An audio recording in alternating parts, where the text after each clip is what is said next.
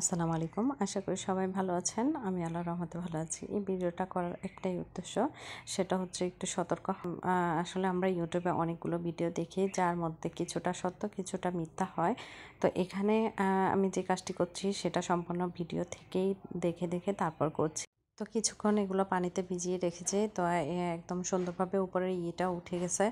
আর নিচে যেই লাসাটা বা ঘামটা আছে সেটা উঠতে চাইছে না। তো সেজন্য ভাবলাম ইউটিউবে ভিডিও দেখে তারপর এটা পরিষ্কার করে নেব। তো যেভাবে দেখানো হয়েছে ভিডিওর মধ্যে সেমভাবেই কিন্তু এই কাজটি করে নিচ্ছি। এখানে হচ্ছে বেকিং সোডা। তো এখানে প্রায় ১ চামচের মতো বেকিং সোডা নিয়ে তারপর কিছুটা পরিমাণ পানি দিয়ে ভালো করে মিক্স করে নেব। তো এটা ভিডিওর মধ্যে যেভাবে বলা হয়েছে সেভাবেই কিন্তু করে নিচ্ছি। তো এর থেকে কিন্তু খুব সহজভাবেও কিন্তু উঠানো যায়, সেটা আমি পরে বলে দিচ্ছি। আর এখন এটা মিক্স করে তারপর যেইখানে লাসা আছে বা গাম আছে সেইখানটায় ভালো করে প্রলেপ দিয়ে নেব।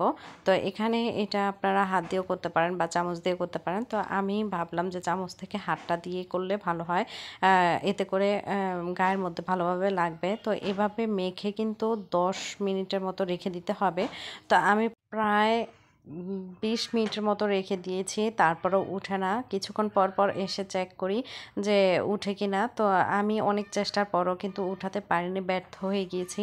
তো আপনারা চাইলে কিন্তু খুব সহজভাবে উঠাতে পারেন। সেটা হচ্ছে একটু সামান্য পরিমাণ কুসুম গরম পানি বা যেটুকু আপনাদের হাতে সহ্য হবে ঠিক ওই পরিমাণ গরম পানি নিয়ে তারপরে একটু হুল পাউডার দিয়ে ভালো করে এটা মেজে নেবেন। দেখবেন খুব সহজ এবং সুন্দরভাবে উঠে যাবে।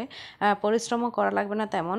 তো আজকের জন্য এখানে বিদায় নিচ্ছি। নতুন কোনো ভিডিও নিয়ে বা আবারও হাজির হব। সবাই ভালো থাকবেন, সুস্থ থাকবেন। আল্লাহ হাফেজ।